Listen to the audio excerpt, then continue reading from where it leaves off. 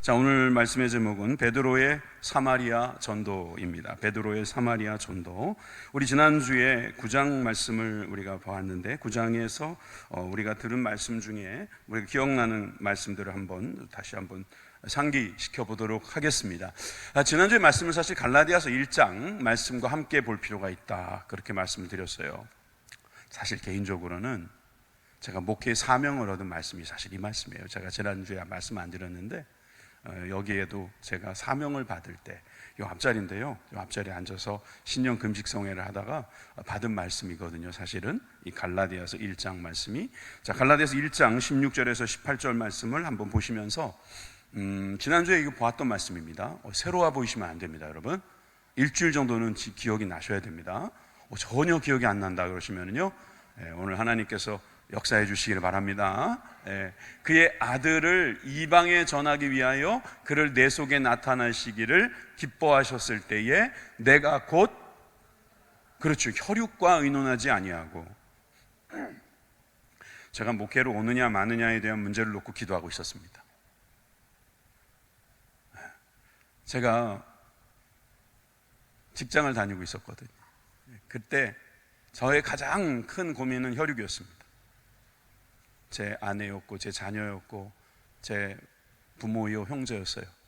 그런데 저 말씀을 딱 주시는 거예요. 혈육과 의논할 필요가 없는 거더라고요. 그것이 잘못된 게 아닌 거더라고요. 하나님 앞에 나아가야겠더라고요. 물론 이제 그것을 나중에 가서 또 더 크게 우리가 해석할 수 있었습니다만, 자, 혈육과 의논하지 아니하고, 지금 사도 바울은 어떻게 했는가? 또 나보다 먼저 된 자들을, 사도된 자들을 만나려고, 그러니까 사람에게 뭔가 도움을 청하려고, 이게 아니었다는 거죠. 예루살렘으로 가지 아니하고 어디로 갔다? 아라비아로 갔다. 아라비아는 광야다, 이렇게 적용하자 그랬어요. 다시 아라비아에 있다가 다메섹으로 갔다. 그러니까 아라비아에 갔다가 다시 다메섹으로 갔다가 다시 예루살렘으로 갔다. 그 일정을 여러분들이 기억해 두시고요. 18절에 그 후 3년 만에 내가 게바를 방문하려고 예루살렘에 올라가서, 그래서 아라비아를 3년으로 본다, 그냥 이렇게 말씀을 드린 것 같습니다. 그죠? 기억나시죠? 네, 그렇습니다. 그러면 그 말씀을 기억하셨으니까 이제 사도행전 9장 말씀은 더 기억이 잘 나실 것 같아요. 자, 9장 27절에서 26절에 17절 말씀 우리 읽으면서 빈칸을 쭉 채워보겠습니다. 시작. 사울이 예루살렘에 가서 제자들을 사귀고자 하나 다 두려워하여 그가 제자됨을 믿지 아니하더니 바나바가 데리고 사도들에게로 가서 그가 길에서 어떻게 주를 보았는지와 주께서 그에게 말씀하신 일과 다메섹에서 그가 어떻게 예수의 이름으로 담대하게 말하였는지를 전하니라. 아멘. 바나바의 사역을 보았습니다. 자, 그 다음에 9장 31절입니다. 그리하여 온 유대와 갈릴리와 사마리아 교회가 어떻게 하여? 평안하여 든든히 서가고 주를 경외함과 성령의 위로로 진행하여 수가 더 많아지니라. 아멘. 아나니아와 삽비라 이야기 기억나시죠? 하나님을 경외함을 교회에서는 매우 중요하게 여겼기 때문에 그 부부의 희생이라기 보기에는 어떤 징계가 우리 교회가 더욱더 정결하고 주님을 경외하는 모습으로 설 수 있도록 더욱 강조하셨다는 것을 알고요. 물론 이 사도행전은 성령행전이기 때문에 성령님께서 위로하심으로 말미암아 교회가 점점 더 왕성해져 가는 거죠. 수가 더 많아졌다. 이 수는 우리가 눈으로 볼 수 있는 부흥의 현상입니다. 꼭 그것만 있는 건 아니에요. 그런데 수가 많아졌다, 부흥했다. 이 부흥이라는 것은 하나님께서 우리에게 역사하셨을 때 일어나는, 남들이 봐도 알 수 있는 그런 나타나는 현상으로 우리가 믿으면 되겠습니다. 자, 이렇게 사마리아에서 있었던 일들이 이렇게 계속 진행이 되고 있습니다. 물론 이제 수리아 다메섹에서 있었던 일도 있었고요. 오늘은 갑자기 베드로 쪽으로 넘어갑니다. 여러분, 베드로, 사도행전 앞부분은 베드로가 자주 나온다고 제가 이미 말씀드린 바가 있습니다. 이제 베드로 이야기를 다시 잠깐 들어갈 텐데, 오늘 이 베드로의 이야기는 어떤 이야기와 같이 봐야 하냐면 지금 예루살렘과 온 유대를 지나서 사마리아까지 순종하며 나아가고 있는 제자들과 그리고 그리스도인들의 성도들의 모습을 우리가 생각하면서 보아야 될 것입니다. 그래서 오늘 저는 말씀의 제목을 베드로의 사마리아 전도다라고 했습니다. 이 베드로의 사마리아 전도 여정을 함께 살펴보죠. 지도가 이제 익숙해지셨죠? 예, 저 밑에는 이제 검은 게 보이는데 저건 사해고 위에 또 조그마한 검은 게 보이죠. 저게 뭐예요? 몰라요? 상동호수는 아니겠죠? 예, 저긴 뭐예요? 갈릴리 호수. 알면 아는 척 좀 해주세요. 예, 모르는 것, 그 겸손한 것은요, 나중에 가잖아요. 그러면 막 잊어버려요. 예, 겸손한 건 좋은데 잊어버리지 마세요. 밑에 뭐라고요? 사해. 저 위에는 예, 그래서 제가 일부러 알고 계시는 줄 알고 안 적은 거니까 예, 그러니까 앞으로 안 적더라도 이제 아는 쪽으로 갑시다. 자, 1차 전도 여행, 뭐 베드로의 1차 전도 여행 거창합니다만 있었잖아요. 예루살렘에서 어디로 갔어요? 사마리아로 갔어요. 빌립이 사마리아에서 전도를 하다가 성령의 세례를 받게 하시고자 하는 성령의 역사를 기대하고 예루살렘에 있는 사도들을 불렀죠. 그때 베드로와 요한이 와서 성령을 주었단 말이에요. 성령의 세례를 받는 가운데 안수했더니 막 성령의 세례를 받았는데 이거를 구경했던 누구? 마술사 시몬. 그 능력 나도 좀 삽시다. 그랬다가 큰일 날 뻔했잖아요. 그죠? 예, 기억나시는 거로 알겠습니다. 예, 그런 표정 짓지 마세요. 이제 슬퍼져요.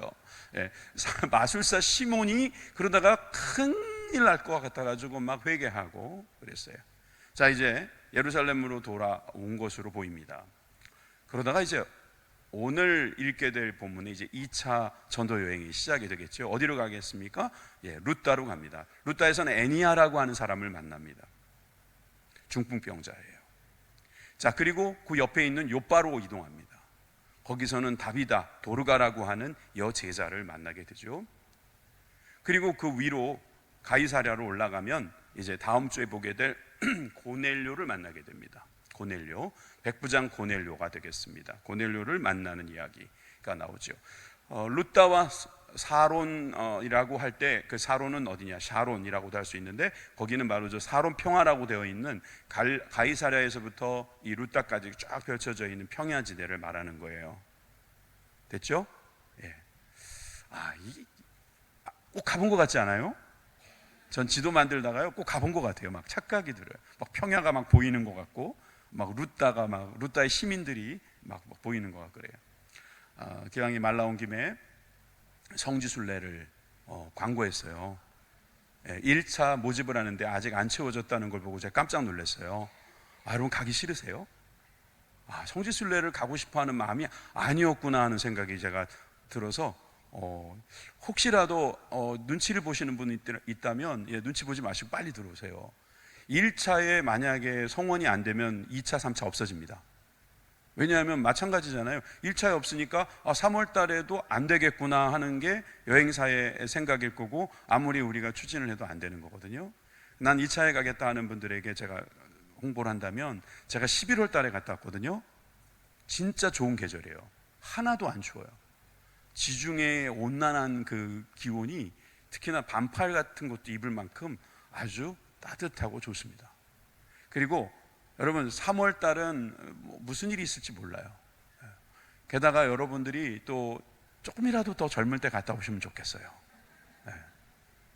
그래서 11월에 준비되고 있는데 사실상 저는 못 갑니다만 제가 정말 믿고 제가 아주 잘 부탁드릴 수 있는 우리 목사님, 우리 부목사님을 그렇잖아요. 저는 선교도 자주 가고 그러니까 우리 부목사님들, 부교육자님들 좀 보내줘야 되지 않겠습니까? 여러분 덕분에 좀 갑시다. 좀 가게 해드립시다. 그래서 같이 가서 거기서 성경도 공부하고 또 함께 거기서 우리가 더 열심히 공부하자 이런 각오도 하고 돌아올 수 있었으면 좋겠어요. 이 어려운 경기에 가뜩이나 지금 살기도 팍팍한데 왜 자꾸 그런 데 가라는 거야. 여러분 안 가셔도 되는데 가셔도 되는 분이 몇 분 있잖아요. 근데 그분들이 왜 지원을 안 하실까 하는 마음에 제가 한번 말씀을 드렸습니다. 제가 알아요. 주일날 가끔 안 보이시는 분들이 있거든요.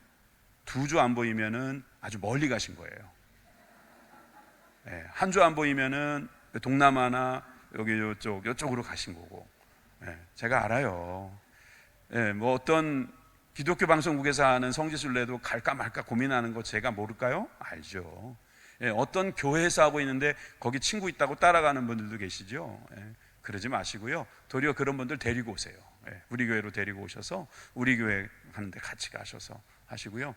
저는 우리 교회의 이 좋은 성지순례는 좋은 점이 뭐냐면 교육자가 따라간다는 거예요. 교육자가 따라가서 여러분들을 도와준다는 거죠. 섬기는 거예요. 말씀으로도 섬기고 또 여러분들의 모든 필요를 또 여러분들 채워주는 그런 헌신이 있으니까 여러분들이 한번 신경을 써주시면 좋겠어요. 이건 자꾸 녹화하는 중이라서 더 길게 하면 안 될 것 같으니까 이 정도까지 할게요. 그래도 만약에 반응이 없으면 어떡하나 고민은 또 제가 또 한번 해보겠습니다. 자, 이제 본문으로 돌아가서 사마리아 전도 어떻게 진행되고 있는가 한번 살펴보겠습니다. 오늘은 그런 의미에서 2차 전도라고 할 수 있습니다. 사마리아 2차 전도, 베드로의 전도를 함께 살펴보는데 첫 번째 중풍병자 애니아에 대해서 함께 살펴봅니다. 어떤 분은 애니아가 여자 아니냐 그러는데 죄송하게도 남자입니다. 남자의 이름이고요. 에이레네 평안이라는 말과 비슷한 말처럼 보이죠? 거기서 기원이 되었다고 볼 수 있습니다. 자, 사도행전 9장 32절에서 33절의 말씀을 함께 읽겠습니다. 시작. 그때에 베드로가 사방으로 두루 다니다가 루다에 사는 성도들에게도 내려갔더니 거기서 애니아라 하는 사람을 만나매 그는 중풍병으로 침상 위에 누운 지 8해라. 8년 동안 중풍병을 앓으면 어떻게 될까요? 뭐 어떻게 되겠어요? 더 심각해지겠죠. 회복 불능이 될 수도 있어요. 처음에는 이게 약도 잘 쓰고 운동도 해서 그러면 막 회복이 되는데 이 중풍병 이걸 뭐 뇌졸중으로 중풍병으로 번역했을 가능성이 있는데 여러분 이렇게 마비 증세 있을 때 이런 문제들은 사실 쉽게 해결되지 않아요. 그래서 그냥 집에 앉아 있고 또 누워 있고 또 거동이 불가능하니까 사실상 사람들과 만날 수 없게 되지요. 여러분 이것을 그냥 중풍병으로 병으로만 보지 말고 육체적 병으로만 보지 말고 영적인 병으로도 볼 수 있어야 합니다. 성경에 나오는 병명은 항상 육체적 병과 그 병에서 나타난 현상의 영적인 병으로 함께 보는 것이 우리들에게 유익합니다. 마비가 일어났다? 우리들의 마음에 있는 마비, 영적인 마비, 또 우리 사람들과의 소통의 마비, 이렇게 중단, 이런 것으로 보면 돼요. 열심히 하는 거예요. 그런데 움직이지 못해요. 자기 혼자서 그냥 막 열심히 하는데 움직이지 못하는 거예요. 막 만나고 싶어요. 열정은 있어요. 근데 못 만나는 거예요. 여러분 그런 마비 증세 있잖아요. 근데 여기에 누가 갔습니까? 베드로가 갔습니다. 베드로가 어떻게 했는가 다시 한번 이 32장과 33절을 보여주시겠어요? 32절 성도들에게 가서 만났다 그랬죠. 성도들을 만났다. 이게 뭐예요? 성도들을 만남에 한 번만 더 눌러봐요. 그렇지. 성도들을 만났다. 이 말이 무슨 말이냐면 바로 그 유명한 신방이라는 겁니다. 신방이 한문으로 저렇게 씁니다. 찾을 심, 찾을 방. 신랑 신부할 때 신자가 아니에요. 새로운 신자의 신방이 아니고 찾을 심, 찾을 방. 그래서 이것은 국어사전에 보면 방문하여 찾아본다. visitation. 방문하는 겁니다. 누워있는 사람을 찾아가는 겁니다. 이게 신방이에요. 신방이 얼마나 중요한가, 신방을 통해서 어떠한 역사가 일어나는가 오늘 여러분들 보시게 될 겁니다. 전도는 무엇입니까? 신방입니다. 선교는 무엇입니까? 신방입니다. 주님께서 우리 가운데 신방 오신 겁니다. 예수 그리스도께서 이 땅 가운데 신방 오신 겁니다. 아멘이십니까? 우리도 예수님처럼 작은 예수가 되어서 세상 가운데로 신방 가는 겁니다. 할렐루야. 나는 그런 거 잘 못해요. 난 대문자 아이거든요. 이게 무슨 말인지 잘 모르죠. 청년들은 알잖아요, 그지? 울트라 극아이, 수줍어, 아무도 만나기 싫어요. 나 혼자 있고 싶어요. 네. 성품상 그럴 수 있는데 어떤 상처 때문에 그럴 수 있거든요. 경험 때문에 그럴 수 있다고 해요. 그런데 여러분, 만나라는 거예요. 찾아가서 만나라는 거죠. 하나님께서는 누구에게 찾아가라고 하시냐면 중풍병자에게 찾아가라고 베드로에게 말씀하신 겁니다. 예수님도 그 일을 하셨다는 것을 우리는 알 수 있죠. 그래서 그 중풍병자에게 주님께서는 말씀하셨습니다. 중풍병자가 있는데 예수님이 직접 찾아간 건 아니죠. 네? 그렇지만 중풍병자가 예수님께 올 수 있도록 그 가운데 계셨다는 것은 이미 찾아가셨다는 거죠. 자, 누가복음 5장 24절에 보니까 그러나 인자가 땅에서 죄를 사하는 권세가 있는 줄 너희로 알게 하려 하니라 하시고 중풍병자에게 말씀하시되 내가 내게 이르노니 일어나 내 침상을 가지고 집으로 가라. 여러분, 중풍병자는 마비 증세가 있어서 뭘 가지고 또 간다, 누군가 도와주지 않으면 못하는데 이것을 하라고 명령하시고 그 일이 이루어지는 기적이 일어난 것을 볼 수 있습니다. 예수님의 사역, 지금 베드로도 하고 있는 것입니다. 34절에 보면 베드로가 이르되 애니아야, 예수 그리스도께서 너를 낫게 하신다 하시니 일어나 내 자리를 정돈하라 한데 곧 일어나니. 여러분, 예수님께서 낫게 하신다. 은과 금은 내게 없거니와 내가 곧 나사렛 예수 이름으로 너에게 명한다. 일어나라. 예수님께서 고치셨다 이 말이에요. 왜 나를 보느냐 이겁니다. 예수님께서 너를 고치신다. 예수님께서 낫게 하시는 분이십니다. 아멘이십니까? 여러분, 우리가 가서 하는 일은 예수님께서 당신을 낫게 하실 겁니다. 당신을 고쳐주십니다. 당신을 변화시켜 주십니다. 그렇다는 거죠. 자, 그래서 35절로 가게 되면은 일어나 내 자리를 정돈하라라고 하는 그 말까지 듣고 그들은 일어납니다. 여러분, 자리를 정돈하라, 아까 예수님 뭐라고 그랬습니까? 내 침상을 가지고 집으로 가라 이렇게 말씀하시는 거예요. 롯과 사론에 사는 사람들이 다 그를 보고 주께로 돌아오니라. 그가 일어나는 것을 보고 사람들이 놀래고 돌아왔다. 일어나는 것을 보고, 정돈하는 것을 보고. 여러분, 우리가 그동안 깔고 앉았던 슬픔과 실패의 자리를 들고 일어나서 정돈하고 주님께서 지시하는 곳으로 가시기를 바랍니다. 이것이 바로 오늘 우리들에게 주시는 명령인 것입니다. 요한복음 5장 7절에서 8절에 보니까 병자가 대답하되 주여, 물이 움직일 때에 나를 못에 넣어줄 사람이 없어. 어딘가요? 베데스다 같죠? 내가 가는 동안에 다른 사람이 먼저 내려가나이다. 예수께서 이르시되 일어나 내 자리를 들고 걸어가라. 여러분, 예수님께서는 아무것도 못할 수밖에 없는 그런 자들에게 자리를 정돈하라는 거예요. 우리가 이것을 할 수 있어야 합니다. 우리가 육체적으로 중풍병에 걸릴 수도 있고, 정신적으로도, 영적으로도, 관계적으로도, 경제적으로도, 여러분, 우리가 이런 마비 증세, 뚫리지 않는, 열리지 않는, 정말 마음대로 할 수 없는 부자연스러운 이런 모습이 있을 때 주님께서 일어나라고 하십니다. 자리를 정돈하라는 거예요. 과거에 매어 있지 말라는 것입니다.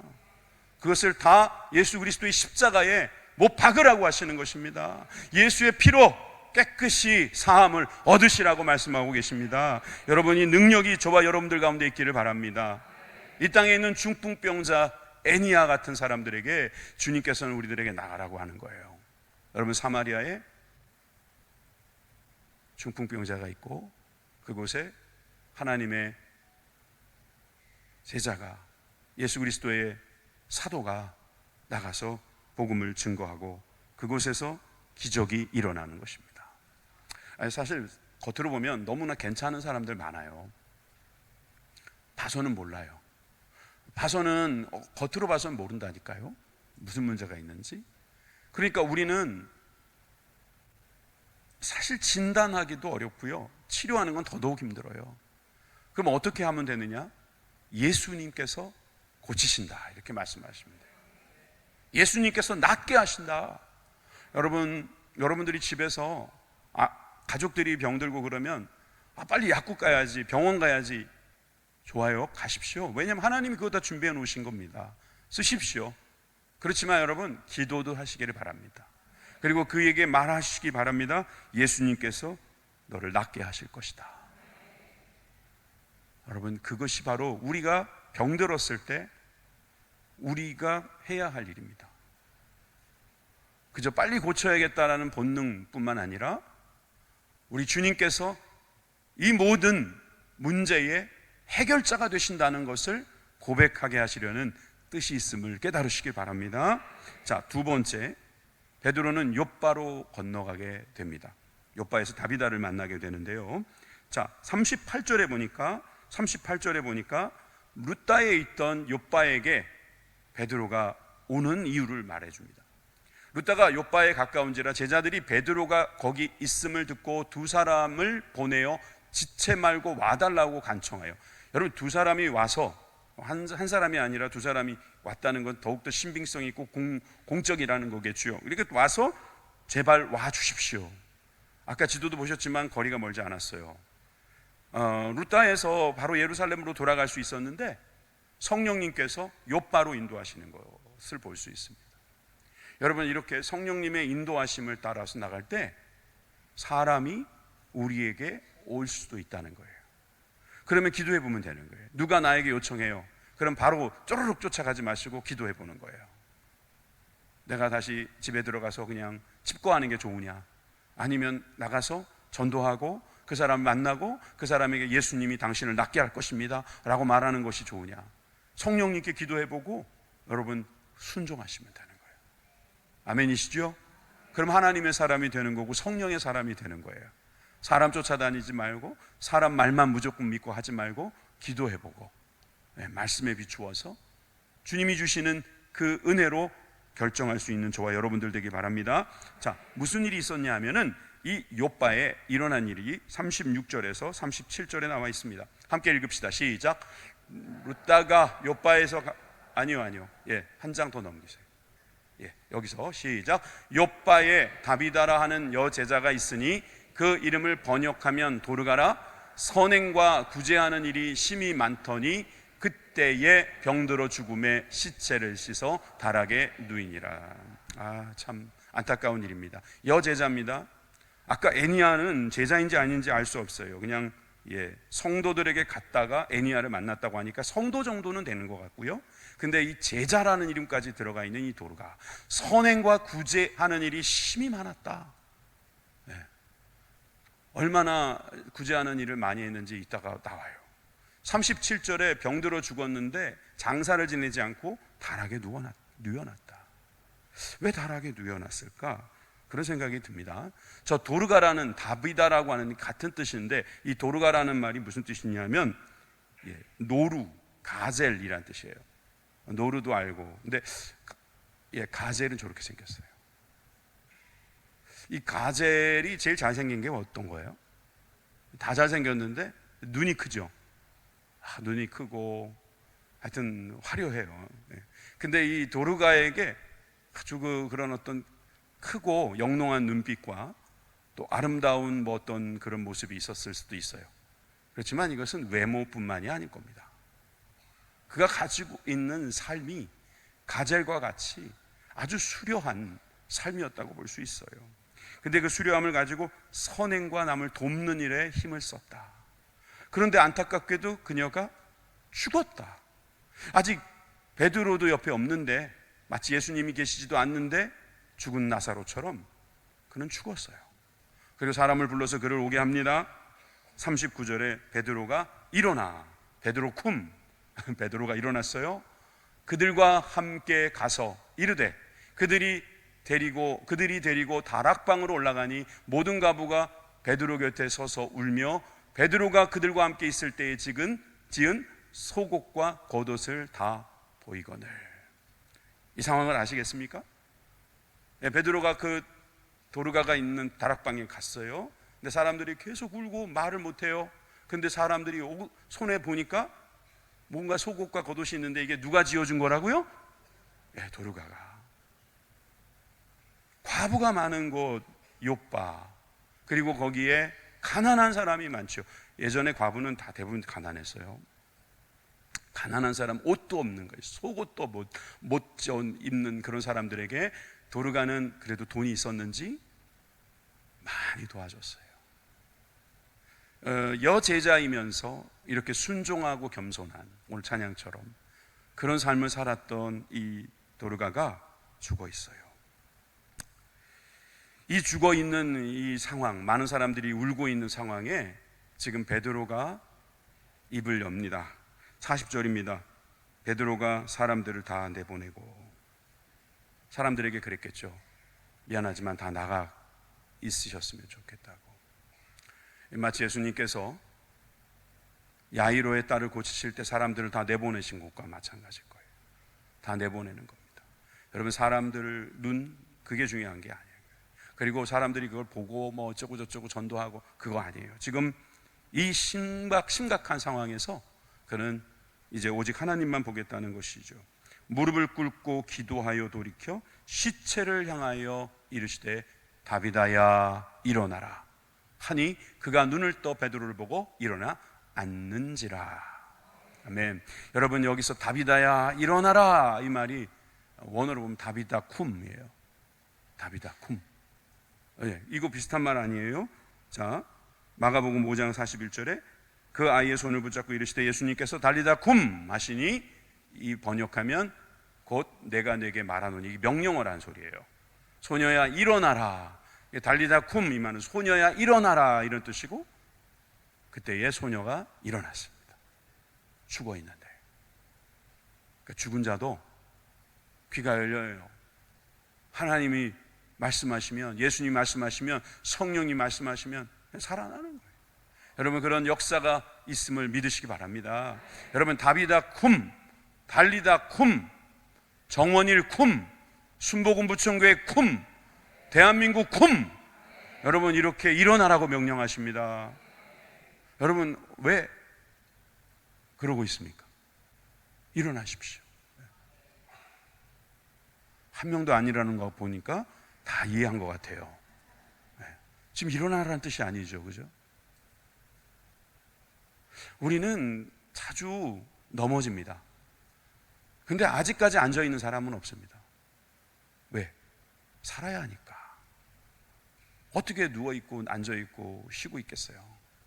근데 영적으로는 너무 그래요. 너무 오랫동안 누워있어요. 언제까지 그러고 있을 거예요? 일어나라, 주님께서 말씀하시면 여러분, 그 명령에 순종하는 저와 여러분들이 되길 바랍니다. 많은 사람들이 부족한 가운데 살아가는 건 분명합니다. 그래서 조금이라도 좀 괜찮아지면 충분하다 말할 겁니다. 여러분, 하나님은 우리에게 충분한 걸 주려고 우리들에게 오신 게 아니에요. 예수님을 보내주신 게 아니에요. 성령님을 보내주신 게 아니라고요. 충분이 아니라 뭐라고요? 비슷한 말 있잖아요. 우리가 많이 쓰는 말, 그거요, 충만이요, 충만. 충분한 거는 그냥 나 혼자 쓰기에 넉넉하다. 충만은 뭐예요? 나누어줘도 될 만큼, 좀 낭비해도 될 만큼, 그 정도로 하나님께서 주시는 그 충만함이 저와 여러분들 가운데 있기를 바랍니다. 여러분, 그래야지 사람을 살리는 거죠. 그런데 여러분, 지금 이 다비다에게 부족한 것은 생명이었고, 그 생명을 충분하게 주신 게 아니라 충만하게 주셨어요. 여러분, 그것이 이제 다비다로 하여금 예전처럼 선행을 더 하게 만들었을 것입니다. 여러분, 오늘 주님께서는 자기에게 주어진 충분한 것으로 만족하지 않고 남에게 나누어 준 다비다를 불쌍히 여기셨습니다. 저와 여러분들을 그렇게 보시고 불쌍히 여기시고 우리를 일어나라 말씀해 주시기를 간절히 소망합니다. 여러분 이름 다 있으시죠? 여러분 이름 붙여서 뒤에다가 쿰까지 넣어가지고 다 같이 한번, 예를 들면 이렇게요, 정원일 쿰 아시겠죠?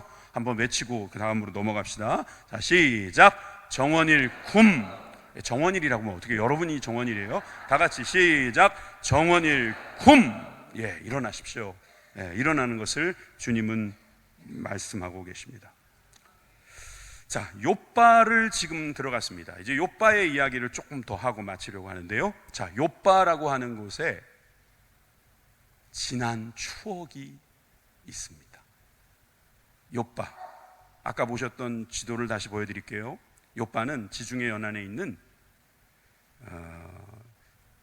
지금은 저기를 어디라고 테라비브라고 하던가 그런 항구예요. 이 욥바에 있었던 예전의 이야기, 요나로 돌아갑니다.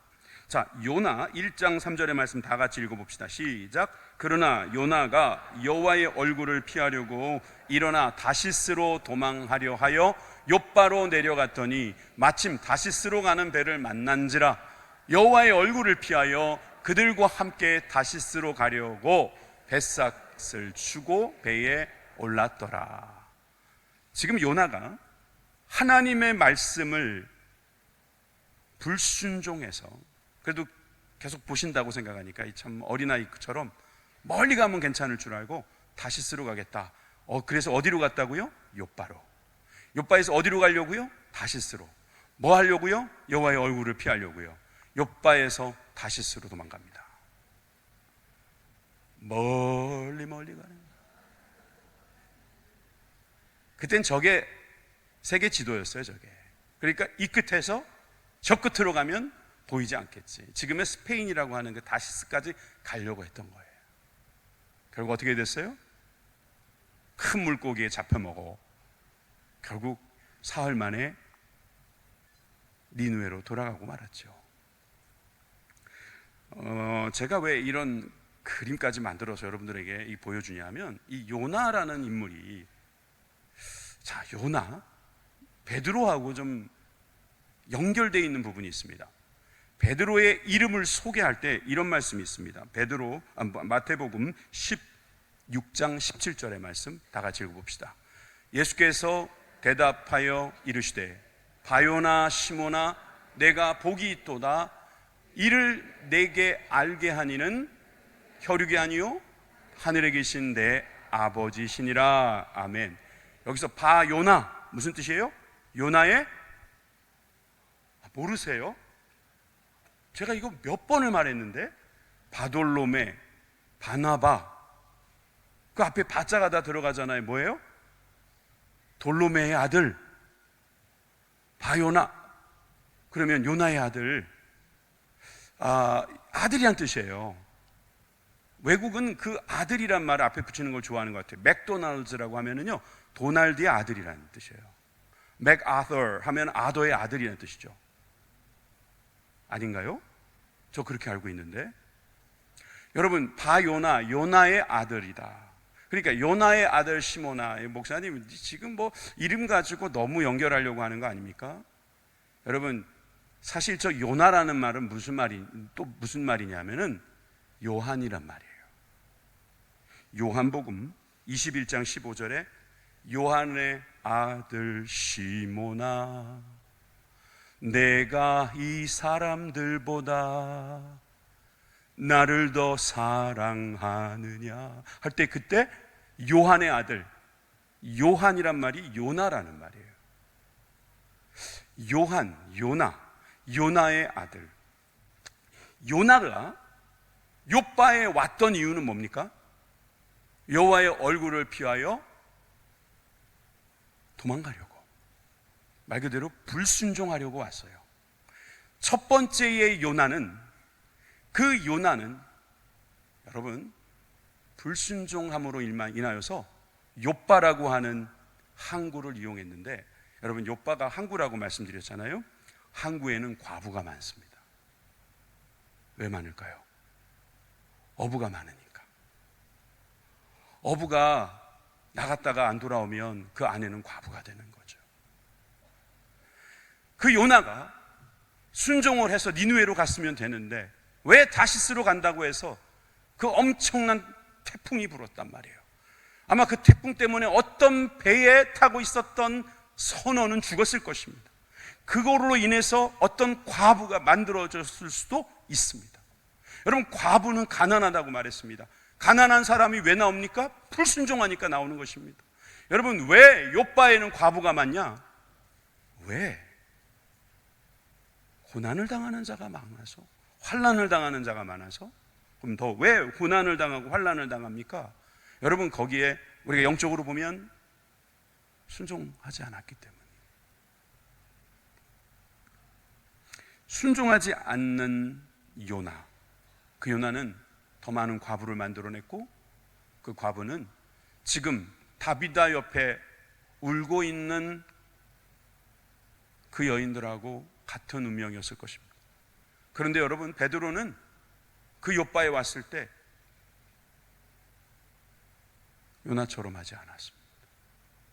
거기서 그는 예수님이 하신 말씀 기억하면서 일어나라 말하고 있어요. 여러분, 그 말씀이 우리들의 삶에도 있는 것입니다. 여러분, 우리가 욥바를 다 가지고 있습니다. 실패했던 욥바. 여러분, 그곳에서 우리 주님께서는 다시금 우리들을 부르십니다. 욥바에 또 가야 돼요. 우리는 피할 수 없어요. 그 자리에 다시 가서요, 거기서 치유받는 거예요. 거기서 회복되는 거예요. 거기를 무시한다고 사라지는 게 아닌 거죠. 실패했던 그 자리에 다시 주님 찾아오시는 거예요. 예. 사람들의 불을 옆에서 쬐고 있는 베드로. 그래서 거기서 당혹스럽게도 예수의 제자가 아니냐는 말에 3번이나 부인했던 그 베드로. 그 자리를 예수님이 부활하신 다음에 또 만들으셔요. 숯불을 켜놓고 물고기를 나누어 주시면서 내가 나를 사랑하느냐. 베드로가 거기서 사랑한다고 말하지만 예수님이 사랑하는 그 사랑은 못합니다. 그럼에도 불구하고 예수님은 내 양을 치라, 내 어린 양을 먹이라, 내 양을 먹이라고 베드로에게 말씀해 주시는 거죠. 여러분, 우리는 이 요나에 대한 이야기를 조금 더 해보면, 우리가 이 전도라고 하는 것, 이 베드로가 하고 있는 애니야를 만난 것, 다비다를 만난 것, 이런 모든 것들이 사실은 순종하는 가운데 거기 간 거잖아요. 그런데 여러분이 요나가 했었던 그 일, 일어났던 일, 그리고 예수님은 그 요나의 이야기를 한번 말씀하신 적이 있어요. 마태복음 12장 39절에서 40절 말씀입니다. 예수께서 대답하여 이르시되 악하고 음란한 세대가 표적을 구하나 선지자 요나의 표적밖에는 보일 표적이 없느니라. 요나가 밤낮 사흘 동안 큰 물고기 뱃속에 있었던 것 같이 인자도 밤낮 사흘 동안 땅속에 있으리라. 어떤 분이 저한테 요나의 표적이 뭡니까? 라고 물어보길래 그 다음 절을 읽으시면 나오는데요, 제가 말씀드렸어요. 그 다음 절에 나오잖아요. 요나의 표적이 뭐냐면 사흘 동안 물고기 뱃속에 있었다가 일어나는 것처럼 예수님께서는 사흘 동안 죽었다가 다시 살아나신다. 지금 예수님께서 사람들에게 표적 이야기 하시는데, 내가 너희들이 알아야 될 표적은 내가 죽는 거다. 내가 죽는 것이 바로 너희들이 구원받는 표적이다. 여러분, 요나의 표적 밖에는 다른 표적이 없다. 이 말씀은 예수님께서 십자가에 죽으셔서 우리를 구원하시겠다는 그 사역을 의미합니다. 여러분, 이 표적이라는 것을 따질 때 있잖아요. 어떤 사람은 이렇게 마가복음 이 말씀 때문에 그러는 것 같은데요. 마가복음 12장 17절에 18절에 믿는 자들에게는 이런 표적이 따르니 곧 그들이 내 이름으로 귀신을 쫓아내며 새 방언을 말하며 뱀을 집어 올리며 무슨 독을 마실지라도 해를 받지 아니하며 병든 사람에게 손을 얹은즉 나으리라 하시니라.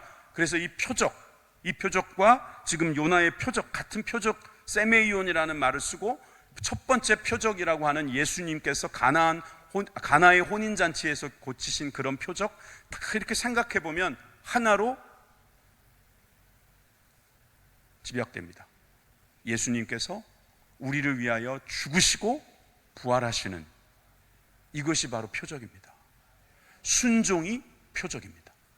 여러분, 순종하는 표적이에요. 표적. 그 표적이 없는 사람, 여러분, 순종 안 하면 표적이 없어요. 좀 전에 이것도 마가복음 12장도 보세요. 귀신을 쫓아내려면 귀신하고 맞서야 되죠. 귀신 무섭다고 도망가면 되겠습니까? 새 방언을 말하려면 여러분, 그 방언하는 자리에 가 있어야 됩니다. 기도를 하든지 전도를 하든지. 여러분, 뱀을 집어 올린다, 뱀하고 같이 상대를 해야 되고요. 독을 마신다는 것은요, 독이라고 하는, 어찌 보면 우리가 많은 실패를 경험한 그곳에, 사람들이 다 죽는다고 말하는 그곳에 담대하게 갈 수 있는 그런 순종. 예수님의 보여주실 수 있는 표적은 순종의 표적이었어요. 십자가에 죽으시고 부활하시는 그 순종의 표적, 우리들에게도 원하시는 거죠. 어떤 분이 능력전도 그래요. 참 멋진 말입니다. 능력전도 좋죠. 여러분들이 전도할 때 저도 정말 그랬으면 좋겠어요. 예수님 믿으십시오. 예수님 곧 오십니다. 예수님 안 믿으면 지옥 갑니다. 이거 100마디, 1000마디, 10,000마디 해봐요. 사람들 도리어 시끄럽다고 막 우리한테 돌 던질지 몰라요. 그런데 한 사람에게 안수를 딱 했더니 그냥 그 자리에서 사람이 확 고쳐지고 말이에요. 이게 능력전도래요. 그런 능력전도 하십시오. 하실 수 있으면 하십시오. 여러분, 베드로는 예수님을 배신하고 도망간 사람입니다. 그런 사람이 예수님을 만나서 그는 뒤집어질 수 있었던 것은 성령을 경험하고 성령님께서 그를 인도하시는 가운데, 그로 인하여 말하게 하시는 가운데 순종함으로 말미암아 일어난 전도를 했던 겁니다. 여러분, 전도란 순종하는 가운데 일어나는 역사지, 여러분들에게 그 옛날 일어났던 그런 일들이 똑같이 일어나는 것만 능력전도라고 말하지 마십시오. 제가 누군가 한 말이 아주 좋아서 제가 적어놓은 게 있는데 여러분들에게 한번 들려드려 볼게요. 저 사람이 말하면 왠지 거절하지 못하겠다 라는 말이 나오게 하는 사람이 능력 있는 사람이다. 다시요. 저 사람이 말하면 왠지 거절하지 못하겠다라는 말이 나오게 하는 사람, 그 사람이 정말 능력 있는 사람이다. 능력 전도라는 게 어떤 신유의 은사나 우리가 어떤 특별한 천사의 말을 하거나 무슨 사람들이 볼 때 뒤집어질 만큼의 그런 어떤 표적이라고 말하는 어떤 그런 능력 전도만 여러분 생각하다가 예수님은 간 곳 없고 자기 이름만 드러나는 박태성 꼴 되는 겁니다. 여러분, 제일 중요한 건 뭐냐면 순종하는 거예요. 근데 얼마나 순종을 잘하는지 사람들이 거절을 못할 정도로 순종을 잘해요. 기뻐하라 하니까 기뻐하고, 기도하라 하니까 기도하고, 감사하라 하니까 감사하고, 사랑하라 하니까 사랑하고, 죽어라 그러니까 죽고, 주라 하니까 주고. 여러분, 그렇게 순종 잘하는 사람 보면요, 겁이 나요. 그 사람이 말하면 안 해주면 큰일 날 것 같은 거예요. 왜 이렇게 심각하게 듣지 마시고, 왜 좀 이런 경우 있잖아요. 여러분, 누군가는 여러분들이 정말 거절하지 못하는 사람 있지 않아요? 어떤 사람이에요? 여러분들한테 잘해준 사람.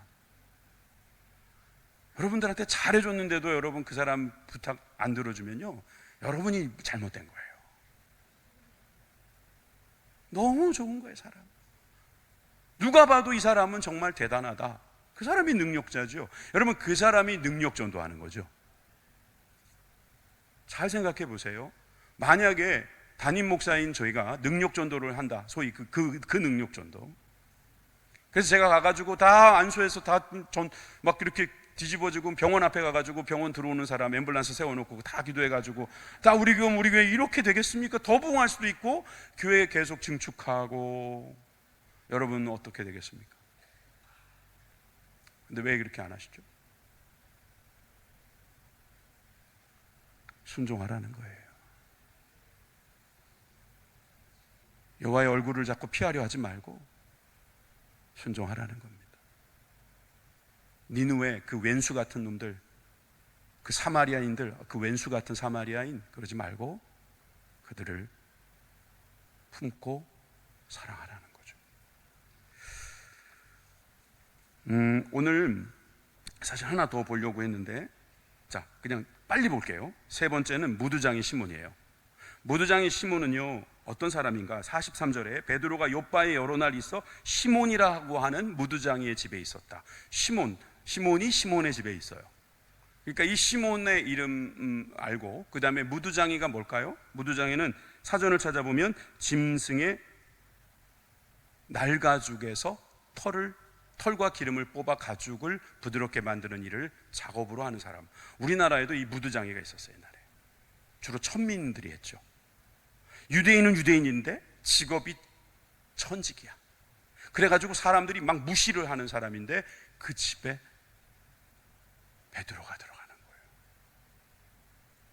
베드로는요, 예전에 그 모습이 아니에요. 다음 주에 보게 될 고넬료의 집에 갈 때에도 그는 계속해서 이 무두장이의 집에 있다는 것을 알 수 있어요.